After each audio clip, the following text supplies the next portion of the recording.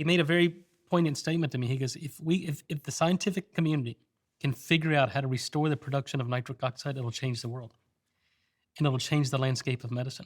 Because even then, what is that, 25, 26 years ago, that it was recognized that a loss of nitric oxide production is leading to the onset and development of many poorly managed age-related chronic diseases. That was the first kind of eureka moment for me that stimulated the interest.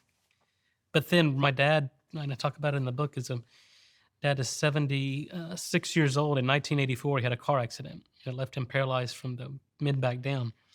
So the majority of my life, even as a kid, I was treating dad's wounds, decubitus ulcers, pressure ulcers on his feet, on his butt. And he developed these non-healing wounds. He was diabetic, he was paraplegic, poor blood flow, hypertension, and he developed a non-healing wound, and no wound care doc that I took him to could heal this wound. So I started making a topical nitric oxide, and I've healed this wound within a period of 4 years of non-healing. I healed it within 6 months, simply by giving nitric oxide and getting blood flow to that wound, killing the infection in the wound. And this was in a 60-something-year-old paraplegic, diabetic, sedentary old man. What you went through as a young man, to me, appears to be such an important sort of through line with all the work that you do and chose to do.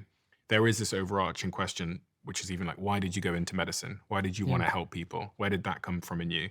And I feel like there's clues in that to some degree based on what I read about your family, your early upbringing, the divorce of your parents, and then ultimately your dad getting in a car accident and being paralyzed. Is that an accurate suspicion?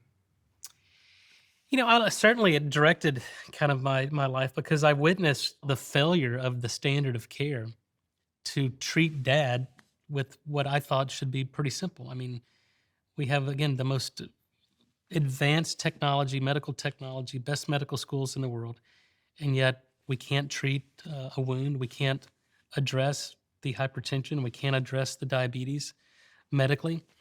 And so I just thought that there had to be a better way. It's still with you now, isn't it? Yeah, but I see,